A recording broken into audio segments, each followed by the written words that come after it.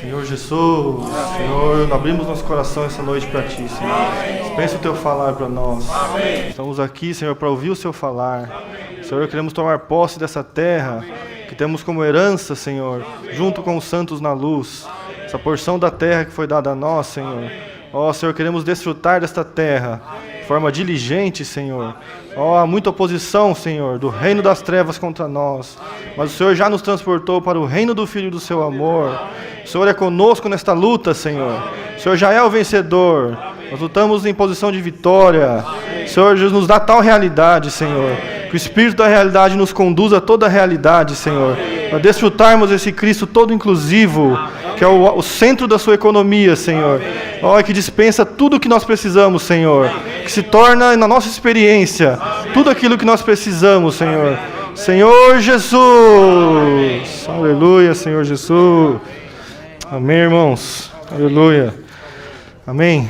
Estou muito feliz esta noite, irmãos, de nós podermos estar aqui, né, tendo comunhão sobre essa palavra, sobre esse falar, né.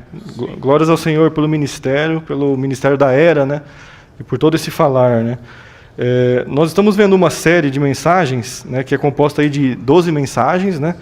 Esse matinal é o primeiro volume, que tem as 6 primeiras, e depois vai ter um segundo com as últimas mensagens, né. É um treinamento que foi dado em Anaheim, né, o treinamento semestral, no final do ano passado, em dezembro.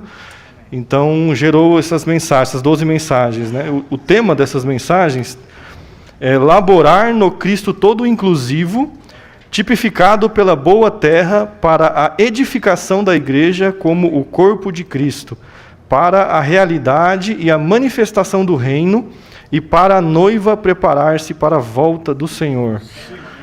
A mensagem, essa semana a gente entra na mensagem 2, que eu vou ler o título, acho que está na lousa também.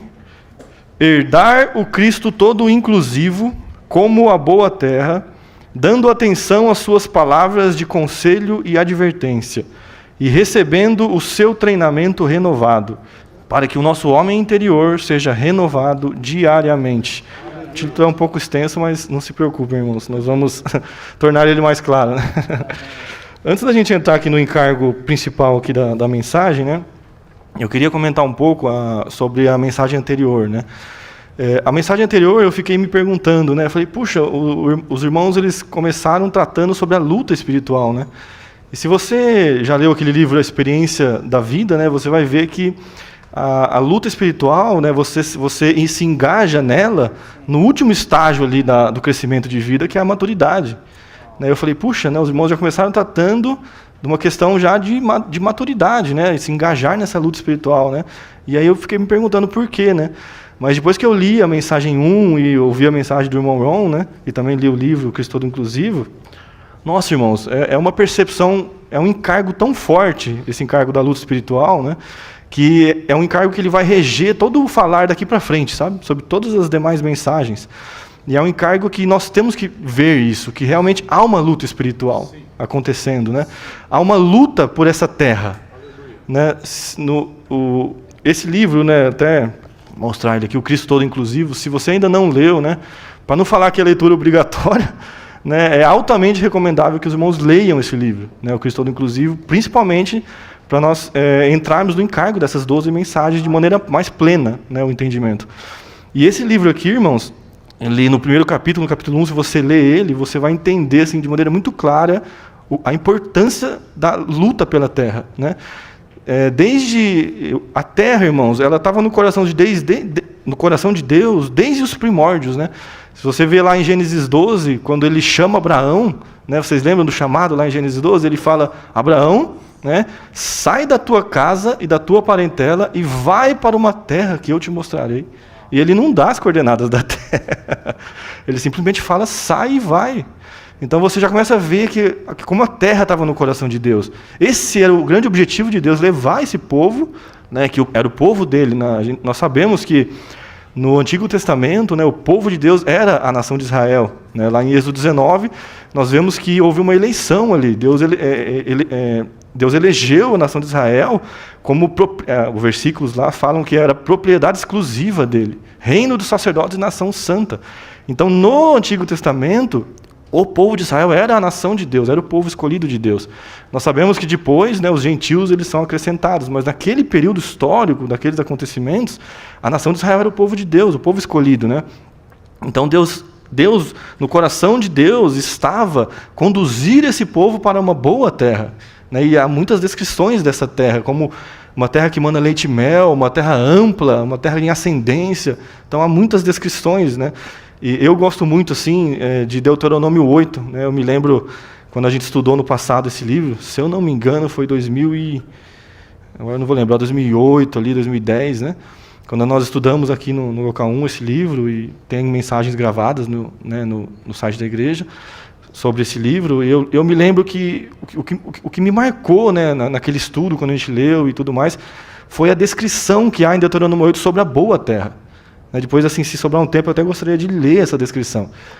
Mas, se não der tempo, né, os irmãos leem em casa. Né, há uma descrição completa do que é a boa terra. Então, ele vai descrevendo todos os detalhes do que tem naquela terra. Né. E esse livro aqui, o Cristo Todo Inclusivo, né, ele vai explorando, né, tudo que está ali não está à toa, não é mencionado à toa, irmãos. Tudo ali tem um significado espiritual. Né. E esse livro ele vai explorando, né, parte por parte das menções que foram feitas ali, uma terra de trigo, de cevada. Fala, né, primeiro ele fala das águas, né, uma terra de fontes, mananciais, ribeiros. Depois ele vem falando dos vegetais, né, depois ele fala do reino animal, do mel. Depois ele vai para os minerais, uma terra onde escavarás o cobre. Então, cada coisa dessa, né, tem um significado espiritual, sabe? E o irmão Whitney Lee, aqui no livro, ele fala que esses são estágios, né, da nossa vida espiritual com o Senhor. O estágio que nós vamos desfrutando, né, e crescendo na vida com o Senhor. Né? Então é muito rico, irmãos. Se os irmãos tiverem o coração, né, para se aplicarem à leitura desse livro, nossa, os irmãos vão ganhar muito, irmãos. E com relação à tipologia, irmãos, né, porque você pode se perguntar assim, mas por que Cristo é a terra? Né? De onde que os irmãos tiram isso? Por que Cristo é a terra? Né? Nós sabemos que a terra, há muitos tipos no Antigo Testamento, né, relacionados a Cristo. Mas a terra é o tipo mais completo. De todos os tipos que há, né, ela é o tipo mais completo de Cristo no Novo Testamento, no Antigo Testamento. Só que você pode se perguntar, mas por que Cristo é a terra? Né? E eu também me fiz essa pergunta, e do irmão Lee também. Né? Ele conta isso aqui. Né? O irmão Lee, ele fala assim, que ele teve uma experiência de conhecer Cristo como a realidade de todas as coisas. E ele foi reconhecendo, né, tendo essa percepção ao longo que ele estudava, ele ganhava o Senhor, ele crescia. Né? Ele fala que ao longo de mais de 20 anos que ele estudou a Bíblia, ele foi conhecendo Cristo como a realidade de todas as coisas. Né? Eu me lembro, não sei se o Gessé vai lembrar disso, acho que não, mas quando eu era jovem, né, enfim, eu tenho que falar isso, agora eu tenho barba branca já, né? Então eu tenho que falar isso, quando eu era jovem, né, numa sala de adolescentes, né, que o Gessé estava cuidando de nós, eu me lembro que foi a primeira vez que eu me deparei com essa realidade, né, de que Cristo é a realidade de todas as coisas. E eu lembro até hoje, eu lembro que você mencionou 2 versículos ali, né, que foi a relação entre João 1:3 e Hebreus 3:1. Eu nunca mais esqueci porque é 1:3 e 3:1, sabe? João 1:3 e Hebreus 3:1. Esses versículos, né, para a gente ganhar tempo eu não vou ler, mas eu vou comentar eles. Eles falam assim que tudo que foi feito foi o Senhor que criou. Um deles fala isso, João 1:3, que nada do que foi feito... vamos ler. É importante isso, porque... Olha que interessante, ó, João 1:3. Todas as coisas foram feitas por meio dele, e sem ele nada do que foi feito se fez. Então ele criou todas as coisas, tudo foi feito por meio dele. E olha o que fala Hebreus 3:1. Hebreus 3:1.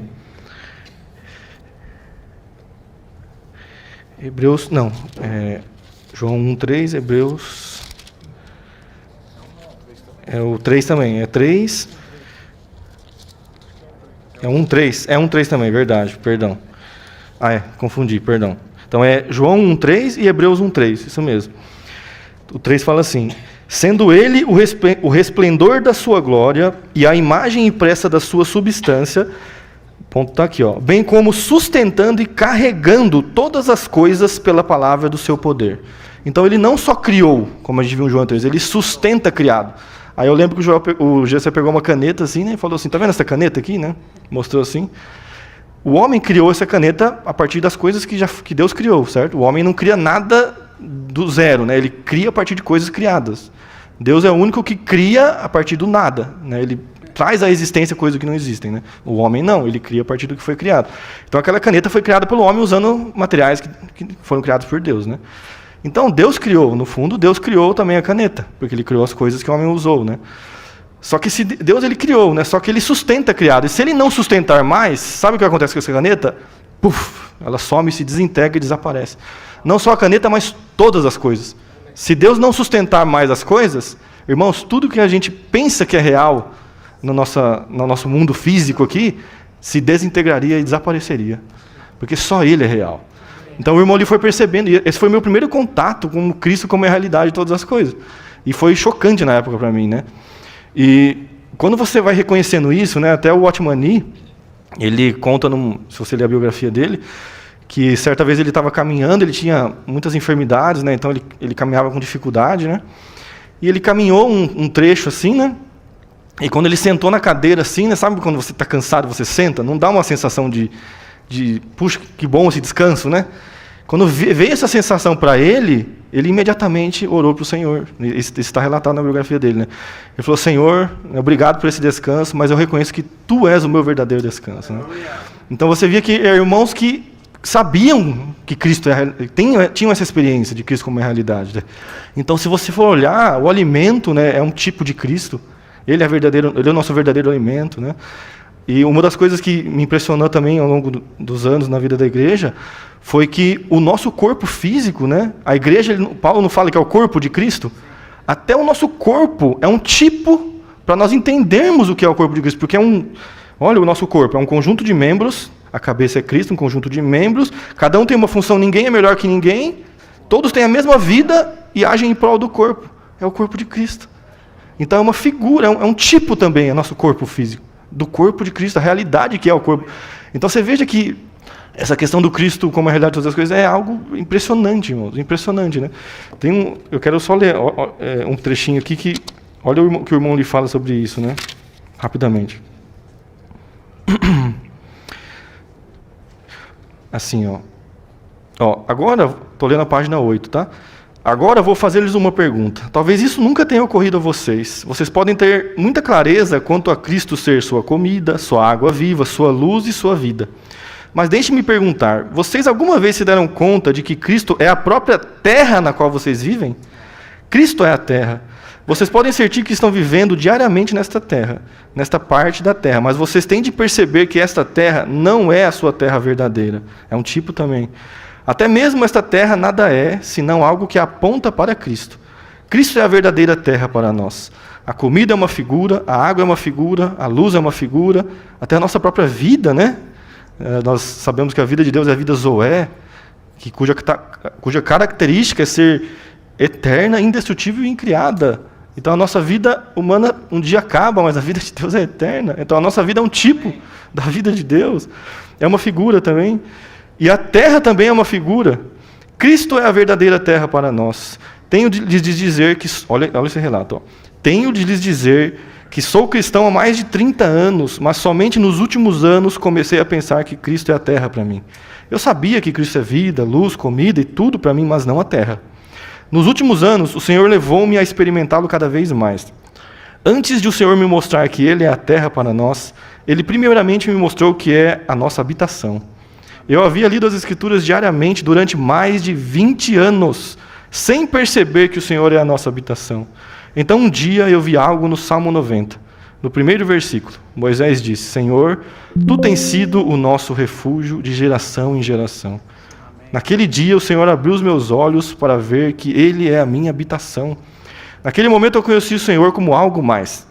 Mas 2 ou 3 anos depois o Senhor abriu ainda mais os meus olhos. Vi que o Senhor não é apenas a minha habitação, mas também a terra para mim. Depois ele continua, para a gente não ganhar tempo. Mas por que eu quis ler isso, né?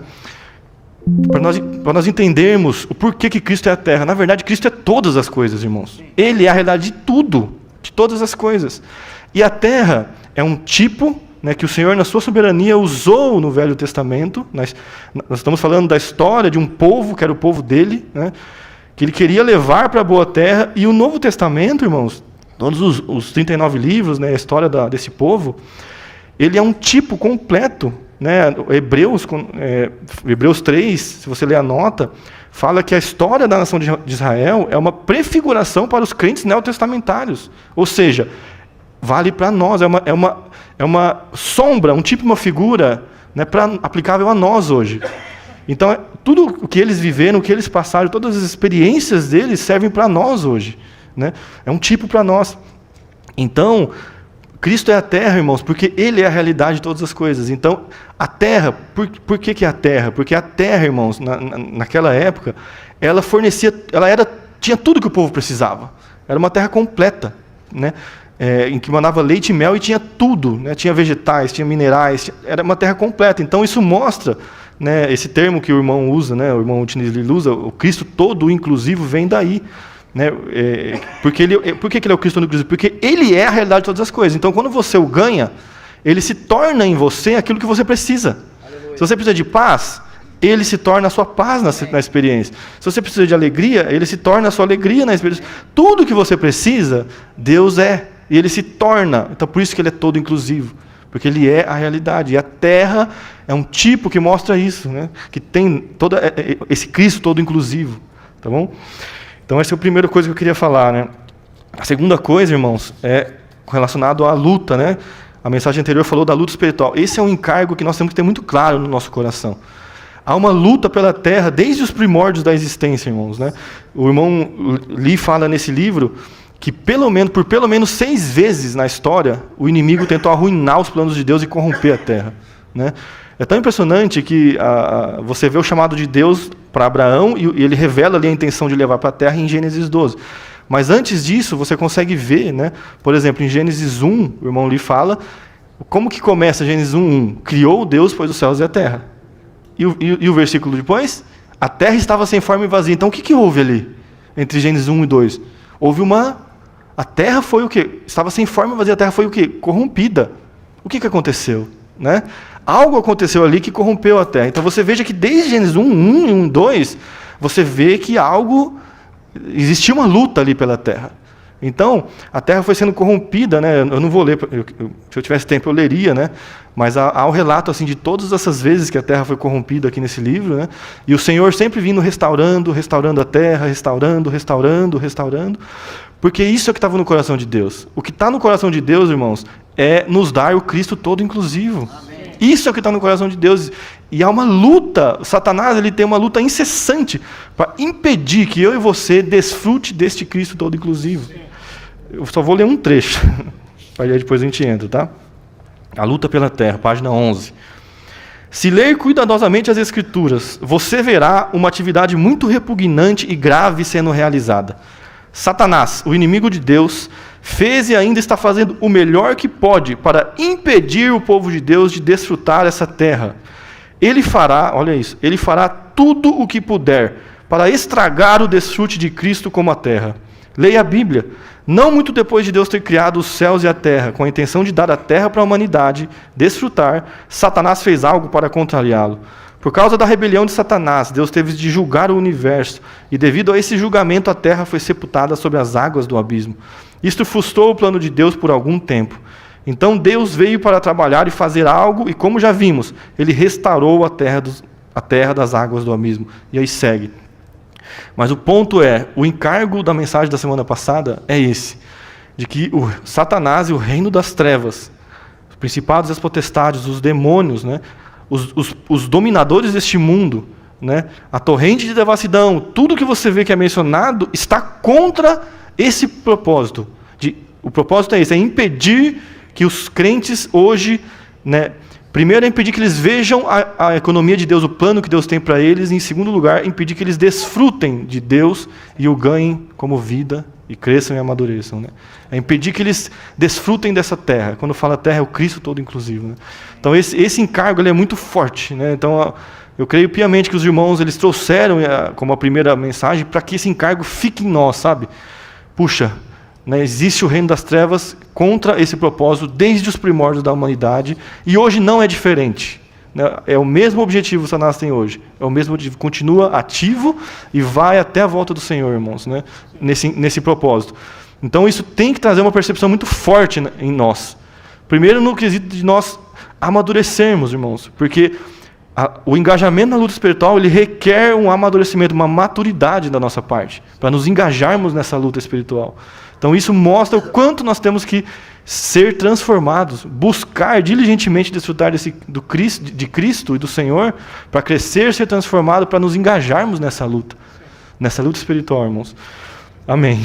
Essa era a introdução que eu queria dar. Agora vamos entrar aqui no encargo dessa mensagem dessa semana, né? Essa mensagem, irmãos, ela tem 4 algarismos romanos, né? Os 2 primeiros algarismos romanos, eles vão tratar especificamente com relação a essa palavra de conselho e advertência. Então, lá em Hebreus, né, principalmente em Hebreus 3 e em 1 Coríntios 10, depois eu quero ler, nós vamos ver, né, que, como eu falei, né, aquela história, tudo que os erros, né, que eles cometeram, são como advertência para nós hoje, para nós não repetirmos a história, né? Então nós vamos ver isso, está no 1 e no 2. E os 2 últimos algarismos romanos, eles falam mais relacionado a essa questão do treinamento, eles chamam de treinamento renovado, que na verdade Moisés, né, somente Josué e Caleb entrou, né, da primeira geração dos israelitas, né, o restante morreu no deserto. Moisés era para ter entrado, né? Nós sabemos o que aconteceu, né? Ele feriu a rocha 2 vezes e o Senhor o impediu, né? Senão seriam os 3 que entrariam. Mas mesmo assim, mesmo não entrando, né, Moisés ali treina a futura geração, a segunda geração, né? Da primeira geração, então, só ficou Josué e Caleb. Ele treina, então, a segunda geração para prepará-los, né, para que eles pudessem, então, ir lá e tomar posse, né, dessa boa terra, né? Amém? Essa questão da herança, né, herdar o Cristo todo inclusivo, tem um versículo que eu queria ler sobre isso, que é Colossenses 1:12. Aqui em Colossenses 1:12 fala assim, ó: dando graças ao Pai que vos qualificou para participardes da porção da herança dos santos na luz.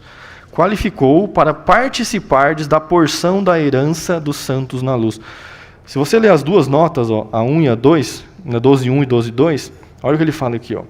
Deus Pai nos qualificou pela redenção de Deus Filho e mediante a santificação de Deus Espírito para termos parte no Cristo todo inclusivo, a própria corporificação do Deus triuno processado como a porção da herança que coube em sorte aos santos.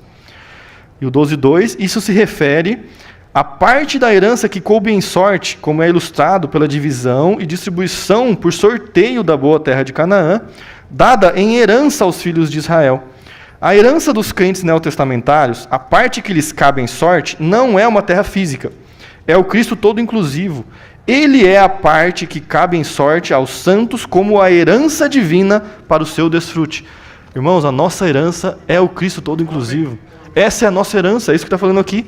Né, a relação que ele faz com o Antigo Testamento é que lá em Josué, depois que eles conquistam a terra, há uma divisão das porções da terra entre as tribos.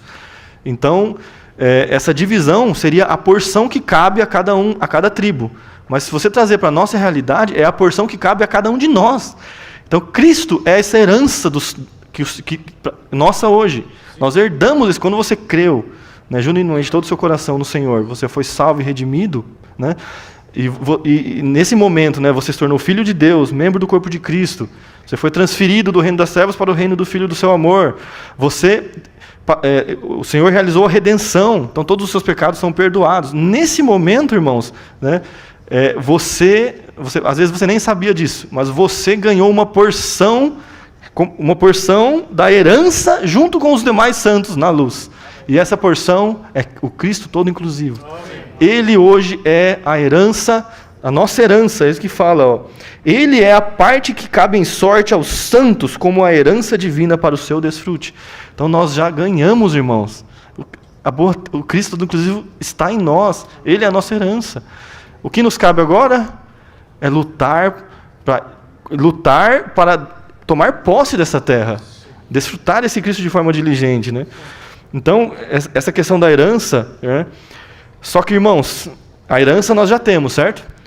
Só que tem uma palavra de advertência e conselho aqui, né, que nós vamos ler agora, que é 1 Coríntios. Vamos começar com 1 Coríntios 10. Acho que, se os irmãos puderem abrir aí. 1 Coríntios 10. Vamos ler esse relato aqui. Principal 10 de 1 a 14. Acho que eu vou ler. Deixa eu me situar no tempo aqui. Acho que dá tempo. Vamos ler. Vamos ler do 1 a 14. Eu vou ler, os irmãos acompanhem, tá? Pois não quero que ignoreis, irmãos, que nossos pais estiveram todos sob a nuvem, e todos passaram pelo mar, e todos foram batizados em Moisés, tanto na nuvem como no mar. E todos comeram o mesmo alimento espiritual, e todos beberam a mesma bebida espiritual, pois bebiam de uma rocha espiritual que os seguia, e a rocha era Cristo. Olha lá, o tipo era a rocha era Cristo. Olha a relação que ele faz, né? Trazendo as tipologias para a realidade. Ó. Mas Deus não se agradou da maioria deles, pelo que caíram espalhados no deserto. Ora, esse versículo é muito importante, tá? O 6 e o 12, o 6 e o 11, tá? Prestem atenção nesses dois. Ora, estas coisas se tornaram exemplos para nós, a fim de que não cobicemos coisas más como eles cobiçaram. Nem vos torneis idólatras como alguns deles, conforme está escrito, o povo assentou-se para comer e beber e levantou-se para divertir-se. Nem nos entreguemos à fornicação como alguns deles se entregaram e caíram num só dia 23.000. Nem ponhamos Cristo à prova como alguns deles puseram-no à prova e foram destruídos pelas serpentes. Nem murmureis como murmuram alguns deles e pereceram pelo exterminador. Ora, essas coisas lhes aconteceram como exemplos e foram escritas para advertência nossa, a quem chegaram os fins das eras. Aquele, pois, que pensa estar de pé, cuide para que não caia. Não vos sobreveio tentação que não fosse humana, mas Deus é fiel, o qual não permitirá que sejais tentados além das vossas forças. Pelo contrário, juntamente com a tentação, vos proverá uma saída para que a possais suportar. Amém. Até o 14, faltou o 14. Portanto, meus amados, fugi da idolatria. Então, olha que impressionante aqui em 1 Coríntios, né? O ponto A e B aqui é a nota do versículo 6, tá? De rodapé. Então nós vamos, em vez de ver a nota, vamos ler aqui, tá? Vou ler o Romano 1, A e B.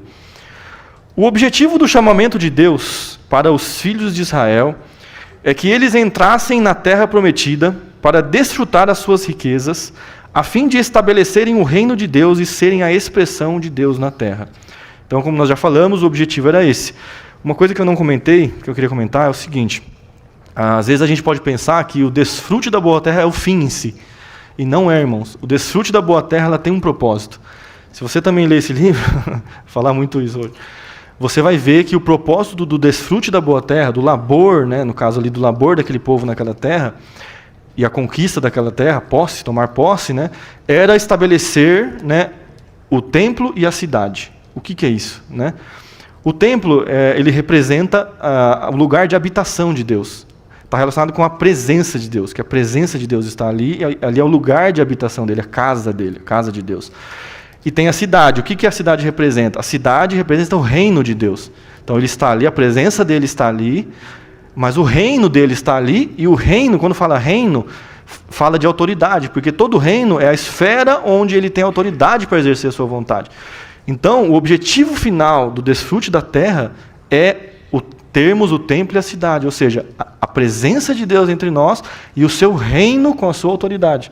Esse é o objetivo. Então, o objetivo de Deus, por isso que fala aqui, né, de estabelecerem um reino. Quando fala isso, está relacionado com o templo e a cidade, tá? O objetivo do chamamento, então, é que eles entrassem na terra para desfrutar as riquezas da terra, a fim de estabelecerem o reino de Deus e serem a expressão de Deus na terra.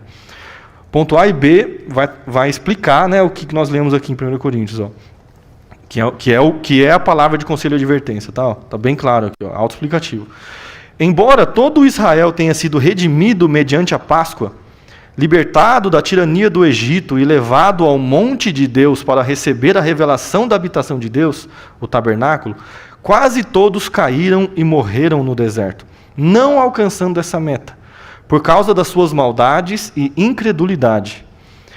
Ponto B. Isso significa que, embora tenhamos sido redimidos por meio de Cristo, libertados da escravidão de Satanás e levados à revelação da economia de Deus, olha a advertência, ainda podemos falhar, irmãos, em alcançar a meta do chamamento de Deus, que é tomar posse da nossa boa terra e desfrutar suas riquezas para o reino de Deus, para sermos a sua expressão nesta era e participarmos no desfrute pleno de Cristo na era do reino. Hebreus 3, irmãos, eu quero ler só o versículo...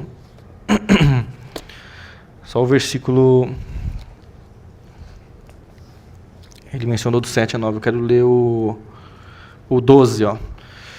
Hebreus 3, 12 fala assim: tende cuidado, irmãos, para que nunca haja em algum de vós um coração perverso de incredulidade, que vos afaste do Deus vivo. Então, nunca haja em vós um coração perverso de incredulidade. Então, olha só, irmãos, né, esse povo, né, eles, se você for analisar toda a trajetória desse povo, né, o quão glorioso Deus foi, porque o cenário era, eles estavam há 450 anos escravos no Egito, né?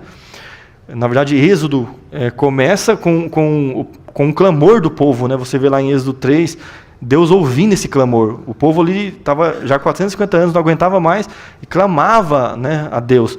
E aí Deus, em Êxodo 3, 2 e 3, na verdade, você vê que ele ouve esse clamor, né? Ele fala que ele ouve esse clamor e ele então comissiona ali Moisés, e aí entra toda a história de Moisés. Ele chama, eu não vou também entrar na história de Moisés, senão a gente não termina hoje. Mas a história de Moisés é linda também, né, os 3 períodos de 40 anos da vida dele.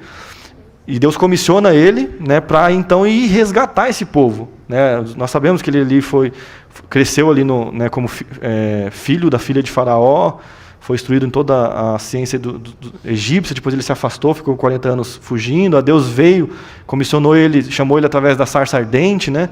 E ele não queria ir, falou que era pesado em palavras, né? Não, Senhor, envia outro, né? Mas o Senhor fala, não, você vai, e quando você for, você vai falar que o eu sou é com você e te enviou, né? Então ele vai, né?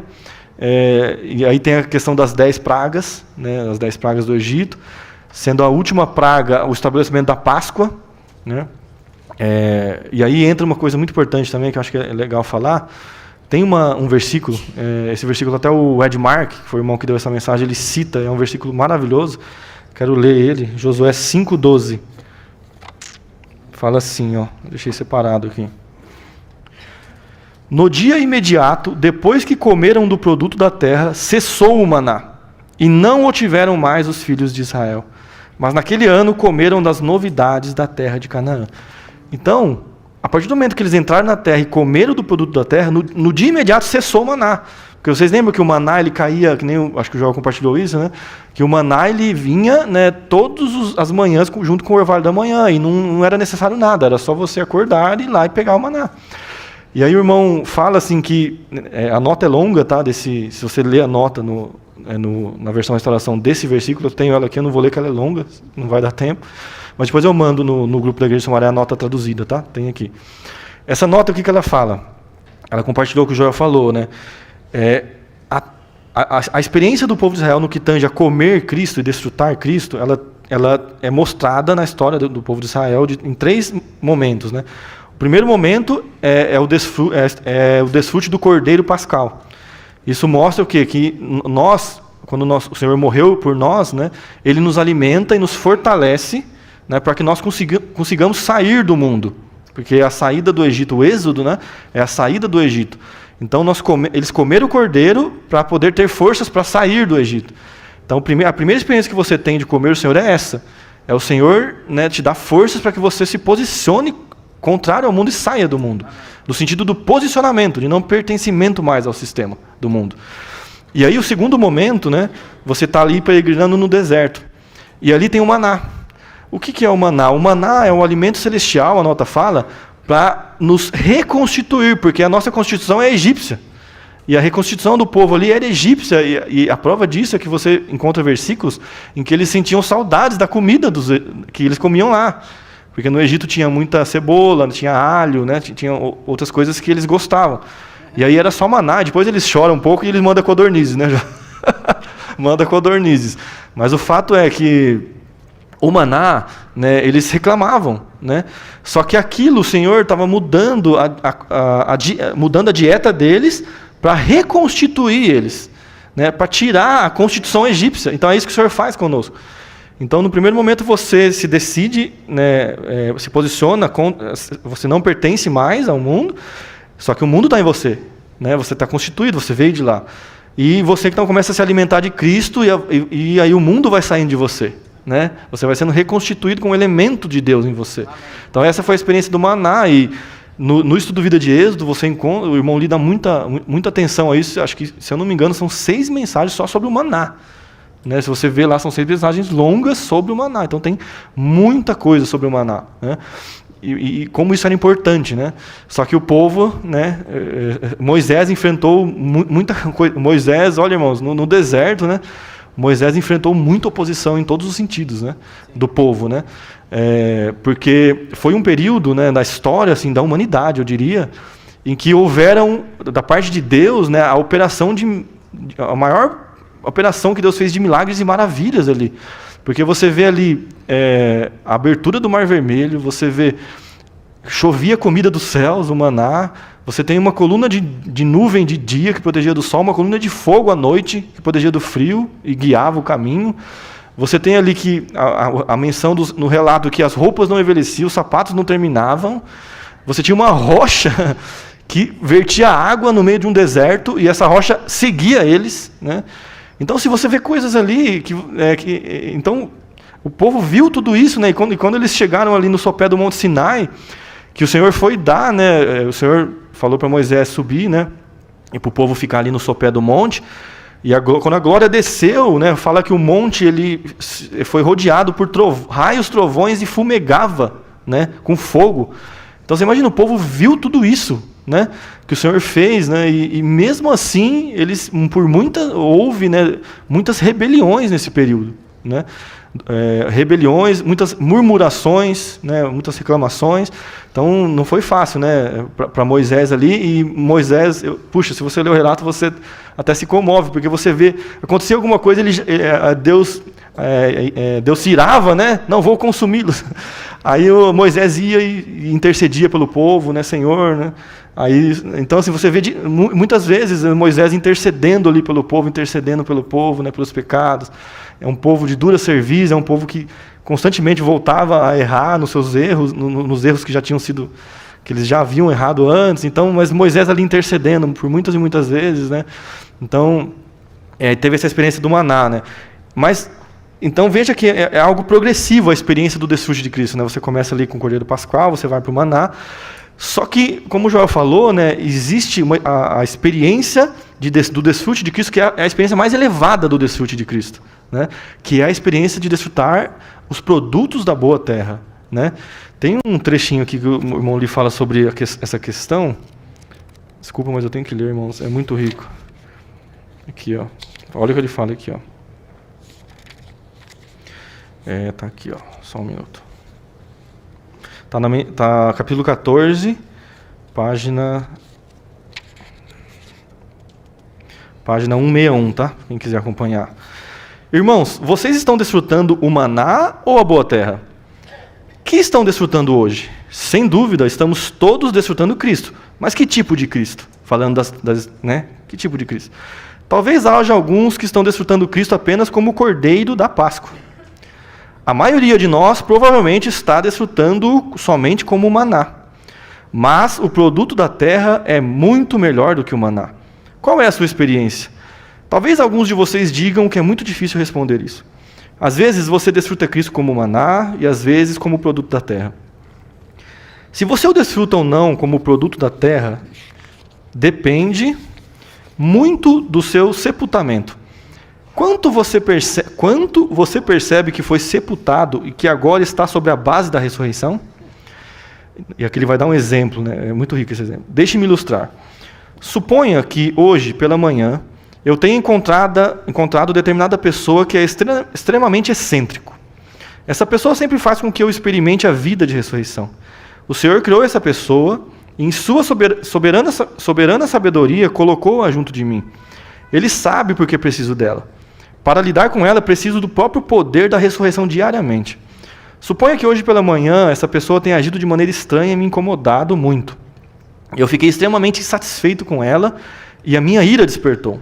Então, voltando para o meu quarto, me senti condenado em minha consciência e confessei ao Senhor. Eu disse, Senhor, perdoa-me, eu errei, fui derrotado. Mas eu te louvo, Senhor, estou purificado no teu sangue precioso. Após confessar e ser perdoado, fui nutrido, desfrutei algo de Cristo. Que tipo de desfrute foi esse? Foi o desfrute de Cristo como um pedacinho de maná. Eu desfrutei o maná. Suponha agora que num outro dia, essa mesma pessoa me incomode novamente e eu fique transtornado. Mas, dessa vez, tomei a base da ressurreição. Eu disse, Senhor, estou ressuscitado, sobre a base da tua ressurreição, eu exercito o meu espírito para fazer morrer os meus membros. Então, em vez de ficar irado com aquela pessoa, com ela, né, fico feliz no Senhor. Eu poderia dizer, aleluia, te louvo, Senhor, por meu amado irmão excêntrico. Apliquei a morte do Senhor aos meus membros, que sempre estão irados com os outros, e ganhei uma experiência revigorante, um desfrute de Cristo. Que tipo de experiência foi essa? Essa experiência foi muito diferente daquela de Cristo como maná. Essa foi uma experiência de Cristo como produto da boa terra. Veja, ambas foram experiências de Cristo, mas de Cristo em aspectos diferentes. Na primeira, desfrutei Cristo como um pequeno maná, e na segunda, como produto da terra. Então, irmãos, há uma grande diferença entre você desfrutar Cristo como maná e você desfrutar Cristo como o produto da boa terra. Então, são estágios diferentes. E a experiência, conforme nós somos transformados em vida, nós progredimos e vamos... o ideal é que nós progridamos para estar desfrutando Cristo como o produto da boa terra, né? Então, essa é a experiência do povo de Israel e a experiência progressiva, né? Vamos continuar aqui, né? Então, irmãos, essa é uma séria advertência, né? Porque para nós não repetirmos o que aquele povo... o que o povo de Israel fez, né? Porque mesmo depois de tudo que eles viram, de tudo que o Senhor fez para eles, né? O Senhor falava, né, que o Senhor deu em promessa essa terra, né, que era deles. Mesmo assim, né, eles quando houve a questão do envio dos espias, né, foram enviados 12 espias, eles chegaram ali muito perto da terra, foram enviados 12 espias. E entre eles estavam Josué e Caleb, mas tinham mais 10, né? Eram 12. E aí eles voltaram com um relato para o povo, né, de Israel, falando o relato, só que o relato dos 10 foi um relato maligno. Eles falaram, não tem como, a terra é fortificada, as cidades são fortificadas, os homens são gigantes, nós vimos ali os anaquins, são os descendentes dos nefilim, os gigantes, né, naquela terra. Aos nossos olhos, eles somos como gafanhotos, aos nossos olhos e aos olhos deles somos como gafanhotos. Então deu um relato assim apavorante, né, de que não vai dar, não tem como, né, essa terra não é para nós, né. Só que Josué e Caleb tiveram uma reação totalmente oposta, né. E esse ser aqui é interessante, né, que ele vai trazer as atitudes, né, eu chamaria aqui que as atitudes de um vencedor, dos vencedores mesmo. Qual foi a reação e a atitude de Josué e Caleb? Que são atitudes que nós temos que estar atentos para olhar, porque são atitudes de vencedores, né? Então fala assim, ó, somente Caleb e Josué alcançaram a meta e entraram na boa terra. Assim como Caleb e Josué, nós, crentes neotestamentários, precisamos prosseguir em direção ao alvo, o pleno desfrute e a conquista de Cristo, para o prêmio, o desfrute máximo de Cristo no reino milenar. Dos 12 homens que Moisés enviou para espionar a terra, trouxeram um relatório maligno, que fez com que os filhos de Israel murmurassem e se rebelassem contra a palavra do Senhor. Mas Caleb e Josué disseram a toda a congregação, Números 14, 9, tão somente não sejais rebeldes contra o Senhor e não temais o povo dessa terra, os anaquins, porquanto como pão os podemos devorar, né? Então, se você juntar esse relato com o relato de Neemias 14, 9, com o relato de Neemias 13, 30, deixa eu pegar aqui o 13, 30, que fala assim, eia, subamos, que é um dos relatos também, né? Eia, subamos e possuamos a terra, porque certamente prevaleceremos contra ela. Então, se você junta esses dois relatos, né, você entende, né, Neemias 13, Números, perdão. É que começa com N, perdão. Números 13, 3. Se você juntar, então, Números 13, 3 eu estou falando Neemias, perdão, irmãos. E Números 14, 9, você vai ver a reação desses vencedores, né? Como foi diferente da reação dos outros 10 espias, né? E é isso que está mencionado lá em Hebreus, né? que lá em Hebreus 3, né, como a gente leu 12, né, cuidado para que nunca haja em algum de vós um coração perverso de incredulidade. Então, o que houve naqueles 10 espias? Um coração perverso de incredulidade. O irmão Lee fala que um coração perverso é um coração que é dominado pelo maligno. Então, Satanás ele atinge o objetivo dele mesmo. Ele domina o seu coração. Nós sabemos, assim como foi falado, que a mente do homem é o território da disputa, dessa luta espiritual. E por muitas vezes, irmãos, Satanás ele vai vir e atacar a sua mente. Como que ele vai atacar a sua mente? Se você ler o dia 1 e 2 aqui, você vai ver. Muitas vezes ele vai vir falando para você, não, mas você não consegue desfrutar o Senhor. Esse negócio de desfrutar o Senhor é para os irmãos que sentam ali na frente, é para os irmãos de Anaheim, não é para você. Isso está muito além da sua realidade. Olha a sua situação, como você é pecaminoso, as suas falhas. Olha, você não consegue nem cuidar disso, dos seus filhos, você não consegue nem se manter no emprego. Ele vai começar a colocar um monte de acusação em você. Ele vai, não é para você isso. Ele vai tentar tornar essa realidade longe. Não, Cristo todo inclusivo, o desfrute pleno de Cristo como uma boa terra. Não, isso não é para você.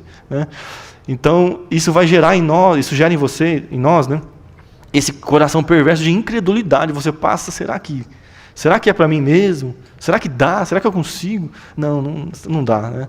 Então, irmãos, esse é o conselho e a advertência.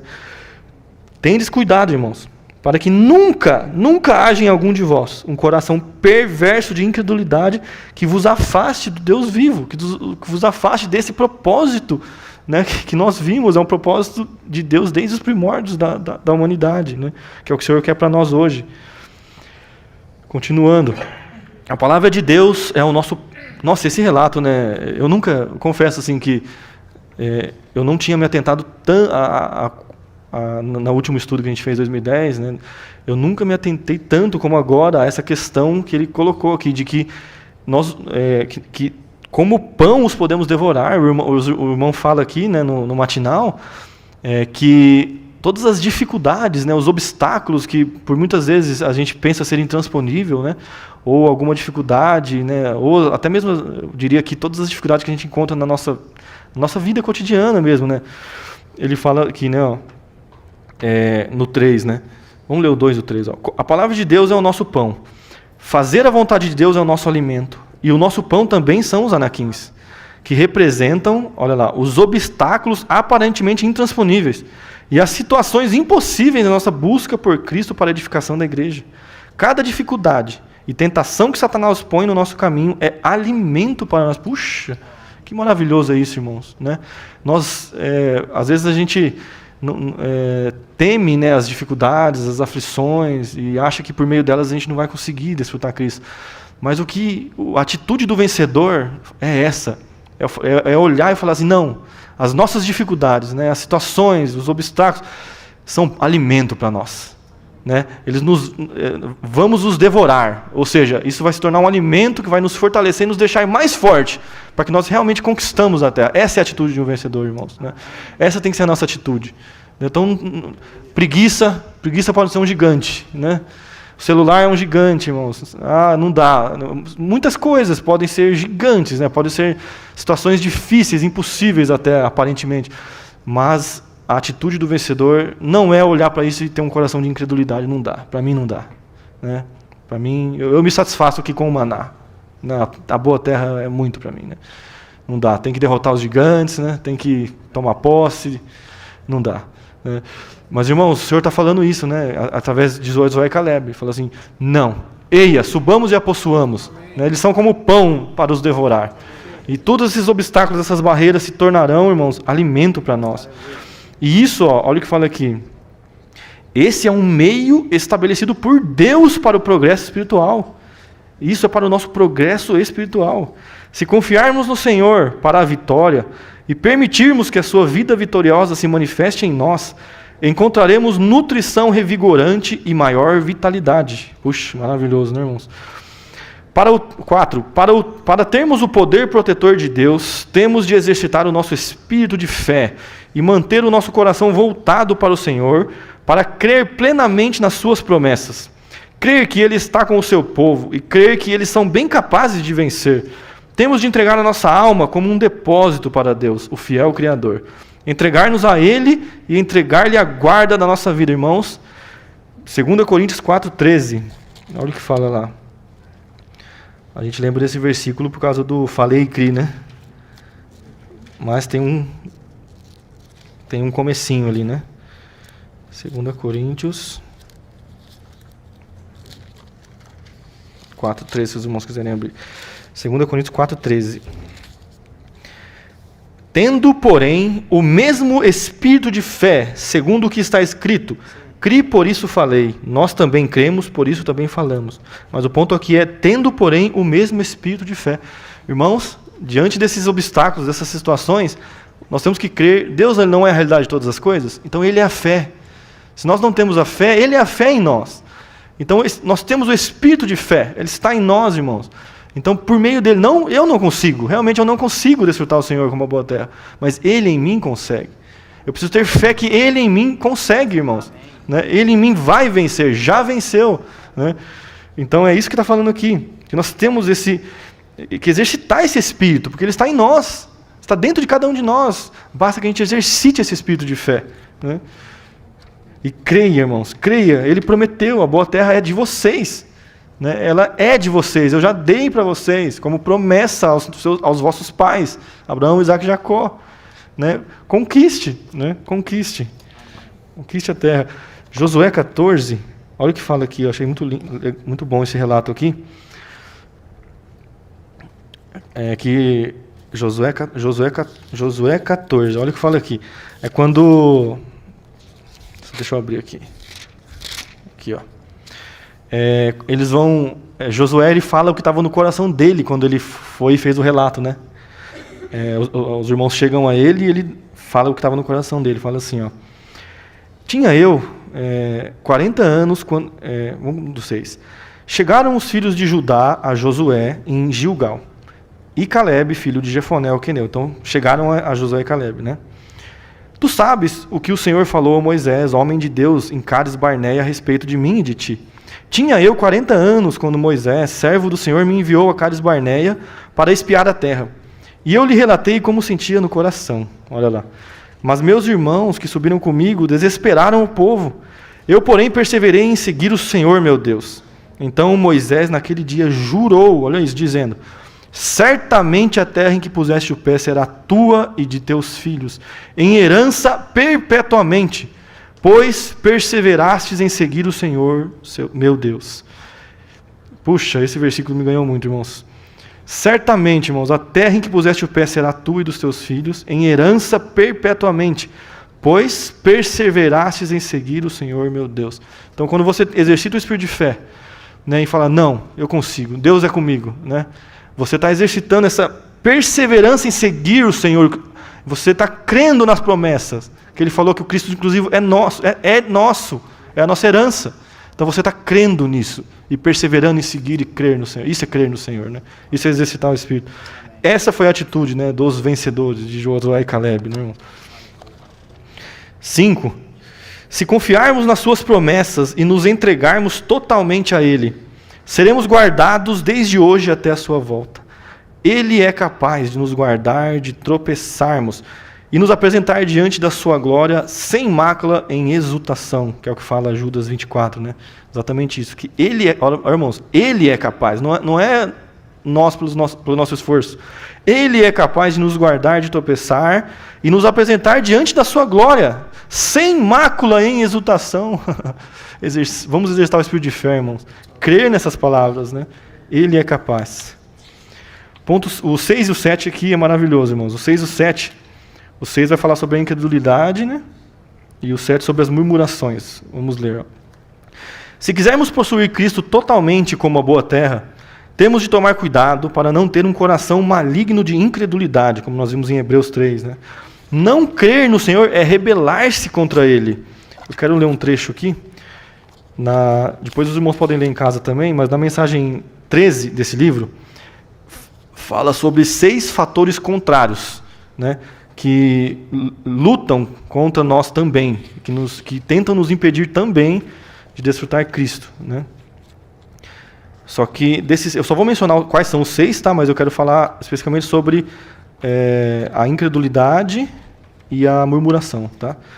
Quais são eles? Então, ó, independência e individualismo é o primeiro fator contrário.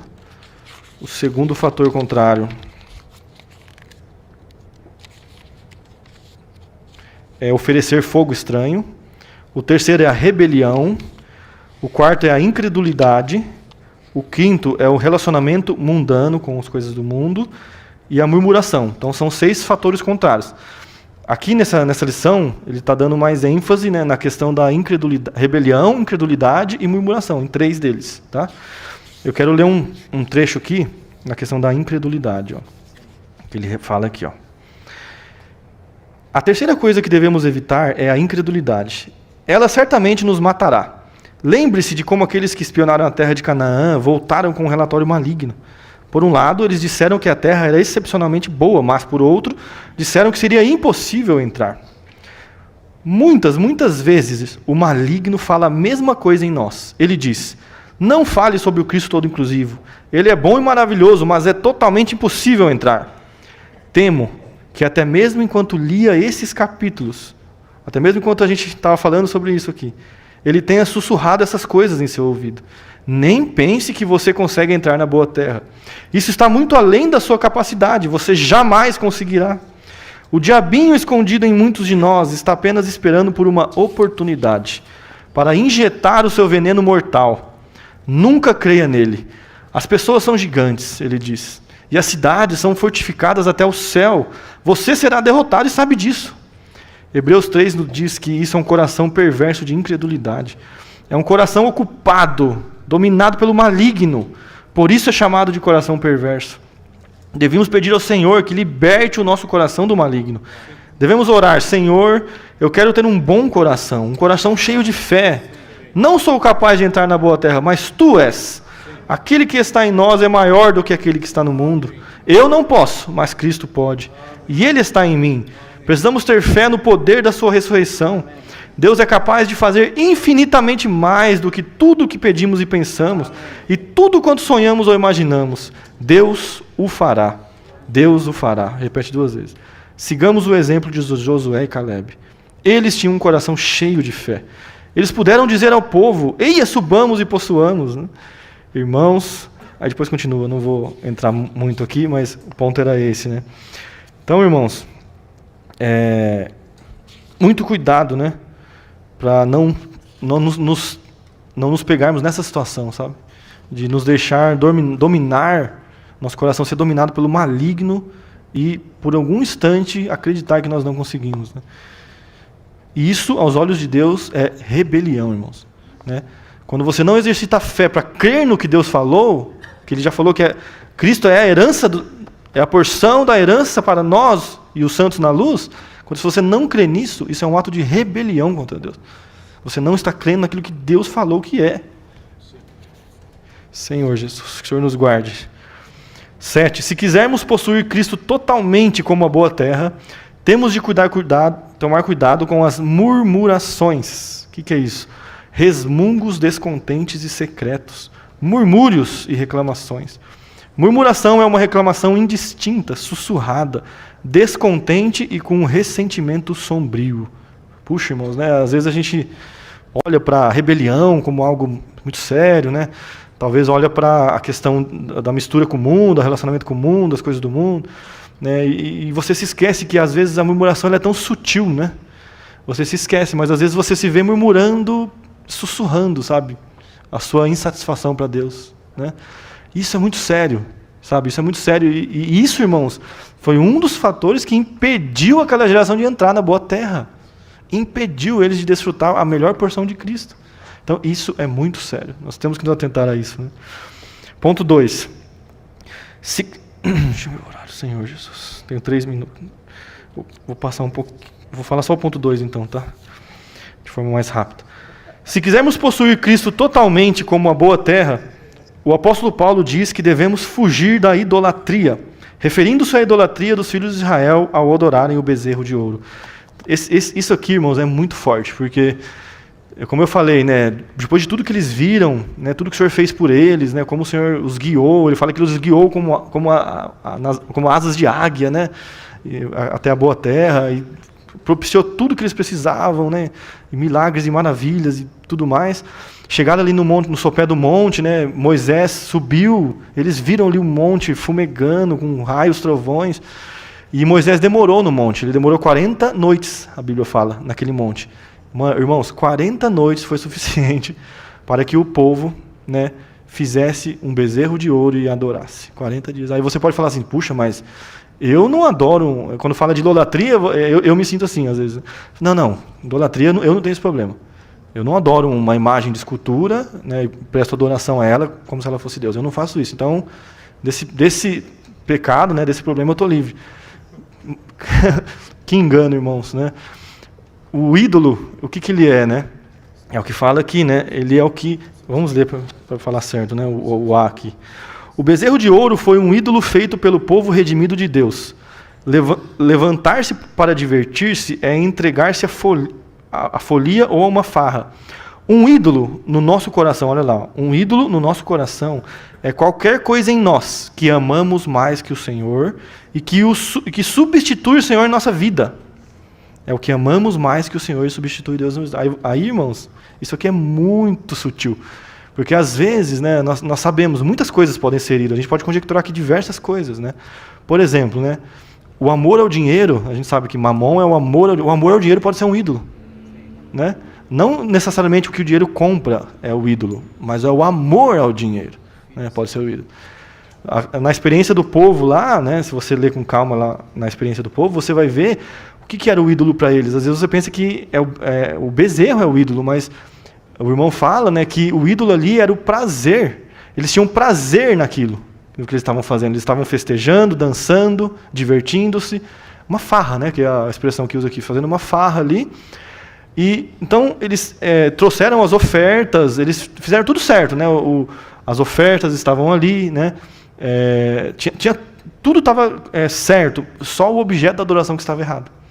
Então ali, né, o ídolo deles, né, claro que o bezerro ali era um substituto de Deus, eles estavam adorando o bezerro como se fosse Deus.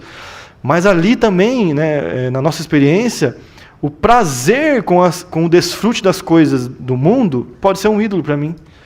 Não necessariamente as coisas do ídolo em si, ó, esse programa, ou aquilo, ou aquele jogo, ou aquele... Não necessariamente as coisas em si, mas o prazer que você obtém a partir dessas coisas. Isso é o seu ídolo, né? Então, o ídolo, cara engano, né? Você pensar que é só uma imagem, porque esse é o grosseiro mesmo, né? Esse é mais fácil de você identificar. Está ali né, o bezerro ali, algo que não, né, uma imagem ali sendo adorada como Deus, é grotesco, é fácil, né, de você identificar. Mas o ídolo é muito mais sutil. Hoje, né, a idolatria ela é muito mais sutil nos nossos corações. E às vezes a gente idolatra essas coisas e nem se faz ideia disso, de que aquilo é um ídolo para você. De que aquilo rouba a sua atenção, rouba o seu tempo, rouba a sua disposição. E quando você vê, você está amando mais daquilo ali. Quando você vê, você já não está mais desfrutando tanto Cristo, porque aquilo ali está consumindo você. Está atraindo a sua atenção, a sua disposição, a sua energia, o pouco tempo que nós temos. Né? Então, isso está roubando o seu coração, entende? Então, quando isso acontece, de forma muito sutil, muitas vezes, né? E eu estou conjecturando aqui, mas, irmãos, pode ser uma infinidade de coisas, ídolos para nós, né? Uma infinidade de coisas. Mas o fato é que a idolatria, hoje é isso, é tudo aquilo que rouba o seu coração de se aplicar em Deus, de se aplicar no desfrute, né? De desfrutar diligentemente o Senhor como produto da boa terra. Né? Esse é o ídolo. Né? E aqui, em 1 Coríntios 10, 14, né, é isso que isso que Paulo está falando. Né? 1 Coríntios, deixa eu voltar aqui no 1 Coríntios. No finalzinho, né? Ele fala aqui, ó.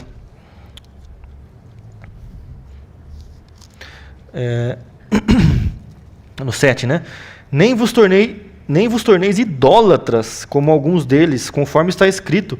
O povo assentou-se para comer e beber e levantou-se para divertir-se, né? Então, puxa, irmãos, isso também é uma advertência para nós, né? Não nos tornarmos idólatras, né? E aqui, irmãos, eu só vou ler aqui por causa do tempo, é muito interessante que no ponto B, né, ele vai falar aqui de 5 princípios, né, que estão relacionados com a idolatria. É muito importante os irmãos entenderem esses princípios, né. Vou tentar falar de forma bem rápida aqui esses princípios, tá? Quando o povo saiu da terra do Egito, Deus, depois das 10 pragas, né, os egípcios ficaram, né, muito desesperados, né, com aquela situação toda. Então, tudo que o povo de Israel pedia, eles davam, né? Então, o Senhor mandou o povo de Israel despojar mesmo, né, os egípcios. Então, eles conseguiram despojar, né? Então, pegaram toda a prata, né, todo o ouro, a prata, tudo que eles tinham ali de riquezas, né, eles pegaram. Mas qual que era o objetivo de Deus, né, em pedir para eles despojarem os egípcios, né? É porque Deus sabia que ele daria para Moisés a revelação do tabernáculo, né, para que Moisés pudesse construir o tabernáculo e usaria esses materiais, né, usaria muito ouro ali, né, principalmente para revestir ali as madeiras de acácia, a gente sabe. Então usaria muito ouro. Então esse era o objetivo de despojar os egípcios. Só que o que o povo de Israel fez? Eles fundiram, né, aquele ouro e transformou em argolas para brincos, né, para as esposas, para os filhos, para as filhas, né, do povo, e transformou em argolas e brincos, né. E nesse relato a gente vê que eles também transformaram esse ouro em um bezerro de ouro. Então o que isso mostra, né? Um dos princípios que mostra ali é a questão de você usar algo que Deus deu, porque ali foi Deus que deu para eles o ouro, certo? Aqueles materiais, foi Deus que deu. Você usar isso, né, você corrompe o propósito daquilo que Deus te deu, entendeu? Então, o que o irmão fala aqui é assim, que o Senhor nos deu dons, muitas vezes o Senhor nos dá bênçãos materiais, né? O Senhor nos dá bênçãos espirituais, o Senhor nos concede muitas coisas. E quando eu uso essas coisas, então, por que o Senhor deu? Porque tem um propósito, para você usar, né, no propósito de Deus, só que aí você não usa no propósito de Deus. Então, esse é o problema. Quando você não usa no propósito de Deus tudo isso que Deus te deu, você está corrompendo o propósito do porquê Deus te deu aquelas coisas. Você entende? Que foi o que aconteceu com eles. Eles corromperam, né? Então, olha o que fala aqui. Por que eles corromperam? Para o autoembelezamento. Né? Então, o autoembelezamento, ele levou aquele povo à idolatria. Né? E em segundo lugar, né, Satanás ele usou essa questão, né, a idolatria, Satanás usurpando o que Deus nos deu para tornar aquilo um desperdício. Então, abusarmos do que Deus nos deu e não usarmos os dons de Deus, materiais e espirituais, para o propósito de Deus. O ouro dado aos filhos de Israel por Deus por meio dos egípcios, antes do êxodo do Egito, era para ser usado para quê? Para edificação do tabernáculo. Contudo, antes do ouro ser usado para o propósito de Deus, ele foi usurpado por Satanás, o propósito do uso, entende? E usado pelo povo para fazer um ídolo. Né? Então, esses são os 2 primeiros princípios. Depois ele vai para o terceiro. Idolatria é a adoração das coisas que gostamos, a adoração da diversão e do entretenimento. Né? Então, isso também rouba, né? Nos rouba ali, como a gente já comentou, a nossa atenção, a nossa disposição. Né? Ponto 4 e 5. Os 2 últimos falam sobre fingimento e mistura, né? Que também são princípios. Por quê? Por que fingimento e mistura? Porque eles estavam adorando um bezerro de ouro como se fosse Deus. Para eles era Deus ali. Para eles era o Deus que tirou eles do Egito, que fez tudo que trouxe eles até ali, que deu todas aquelas coisas. Para eles o bezerro era Deus, mas você veja que mistura, que era um fingimento. Né? Eles estavam fingindo adorar a Deus, mas não era Deus ali, o objeto da adoração não era Deus. Entende? Então, essa mistura, é isso que está falando. Então, também são princípios da adoração, tá bom? Não vai dar tempo, irmãos, eu vou ter que encerrar, mas eu quero pelo menos ler o ponto 3. Então para resumir, assim, o ponto 1 e 2, os irmãos viram aí, né, a questão do conselho e da advertência, como tudo o que aconteceu ali serve para nós hoje como advertência, né, conselho e advertência. E aí, o que Moisés percebeu? Ele, depois que aquela geração, o Senhor veio e falou, né, que eles iriam ali, ele se indignou contra eles, né, e que aquela geração pereceria no deserto e tudo mais, Moisés se deu conta que ele precisava treinar a próxima geração, porque a próxima geração que iria, então, executar o propósito de Deus, que era ir lá e tomar posse da terra. E aí, na parte final aqui, no último algoritmo romano, ele traz aqui alguns quesitos em que ele treinou o povo. E esses quesitos que ele treinou o povo, né, é muito importante a gente entender, porque se aplica para nós. Tá? Eu só vou ler eles, não vou conseguir comentar sobre eles, mas eu vou ler. O primeiro quesito é que nós devemos temer o Senhor. Então lembre-se que isso é um treinamento. Tá? Moisés estava treinando o povo para que eles tivessem esses quesitos para dar cabo, né, de conquistar a boa terra. Devemos temer o Senhor. Temer o Senhor é temer ofendê-lo, perder a sua presença e não recebê-lo como nossa recompensa na próxima era. Devemos temer perder o sorriso do Senhor nesta era e sua recompensa na próxima. Esse é o primeiro quesito. Segundo, devemos andar nos caminhos de Deus. Tudo o que Deus é um caminho para nós. Logo, tomar o que Deus é como nosso caminho e andar nesse caminho é viver Deus. Viver Cristo, tomar Cristo como nosso caminho é vivê-lo. E vivê-lo é expressá-lo e engrandecê-lo. Aqui tem um salmo maravilhoso, que é o Salmo 106, não vai dar tempo de ler também.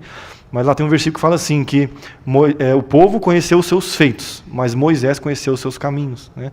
Mostrando que eles não conheceram os caminhos de Deus, ou seja, a intenção, o coração de Deus. Né?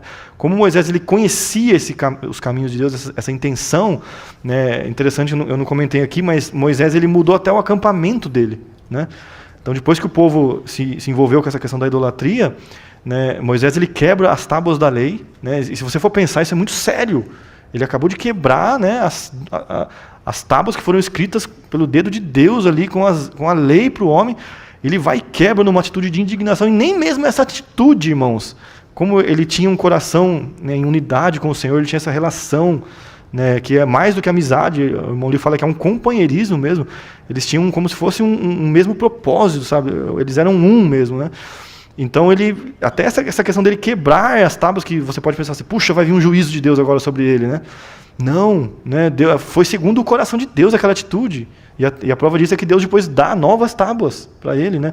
Então até essa atitude. E aí ele vai e muda o acampamento dele, sai ali do arraial, né? E muda o acampamento dele. E quando ele faz isso, né, Deus aprova na hora essa atitude, que a presença de Deus desce, a nuvem cerca a tenda dele. Então ali agora está. O povo tinha que, para falar com Deus, o povo tinha que ir até o acampamento de Moisés, né? Não estava mais no arraial, né? Então veja como isso é sério, né? Então Moisés ele conhecia o coração de Deus, os caminhos, né? E então ele não olhava só para os feitos, que são maravilhosos os feitos, né? Mas a nação de Israel conhecia só os feitos, né?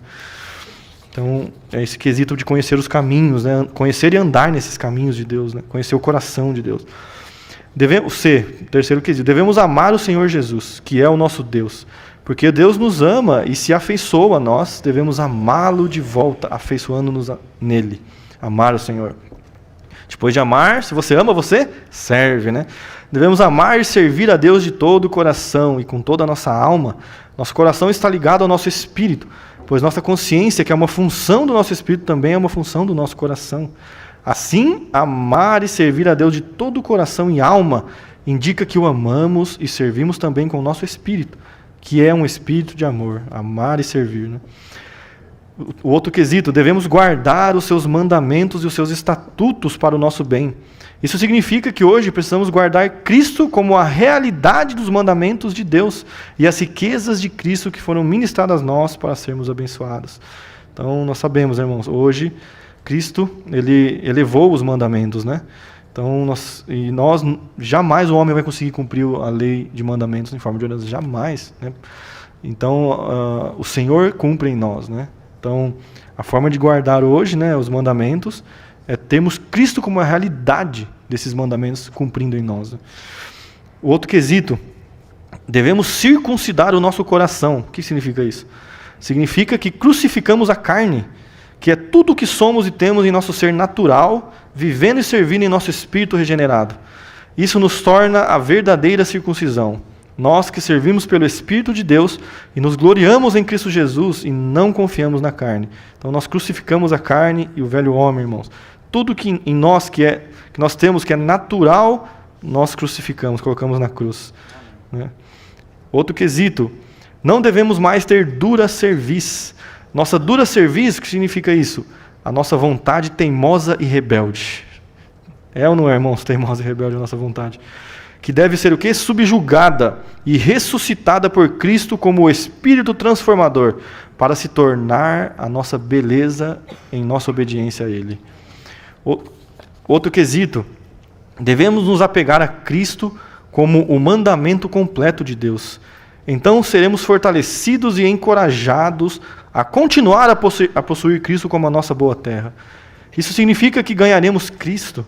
Além disso, nossos dias serão prolongados em Cristo. Os olhos de Deus estarão sobre nós para cuidar de nós e nos dar a bênção da sua presença.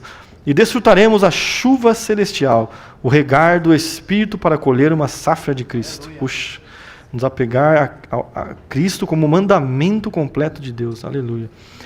E por último, pelo seu nome jurarás, é o versículo de Deuteronômio 10, né? Pelo seu nome jurarás, Ele é o teu louvor e o teu Deus que te fez essas grandes e temíveis coisas que os teus olhos têm visto. Puxa. Nos termos e na experiência do Novo Testamento, isso significa que invocamos o nome do Senhor para podermos desfrutar sua salvação orgânica e suas riquezas insondáveis. Senhor Jesus, invocamos o seu nome. Aleluia. Amém, irmãos? Desculpem pelo tempo, mas assim, para concluir então, nós vimos que então que essa questão da herança, Cristo é a nossa herança hoje. Ele é a porção dada a nós, Ele é a nossa herança. Há uma luta pela terra. O povo de Israel, a história do povo de Israel é uma em tipologia, uma prefiguração para nós hoje. Então, todos os erros que eles cometeram, a questão da incredulidade, a questão da idolatria, a questão da fornicação que houve, e rebeldia, rebelião, murmuração, tudo aquilo hoje são o que? São advertências para que nós não repitamos isso. Porque tudo isso nos impedem de desfrutar Cristo como uma boa terra. Além de Satanás usando o reino das trevas e tudo que ele pode para nos impedir, há também muitos fatores contrários. Então veja que tudo quer nos impedir, irmãos, de desfrutar Cristo. Então que isso sirva de conselho e advertência para todos nós, irmãos, todos nós. E o Senhor, Ele está nos dando um treinamento renovado, nesses 9 quesitos. Então nós devemos temer a Deus, amá-lo, servi-lo, cumprir os seus mandamentos, e todos esses quesitos que foram mencionados aqui. Essa foi a forma que Moisés treinou aquela nova geração, que foi a geração que conquistou a boa terra. Então esses quesitos, nós temos que nos atentar a eles, porque eles são aplicáveis a nós e nos vão ajudar nessa missão. Amém, irmãos? Jesus é o Senhor. Vamos continuar agora com os compartilhados. Amém.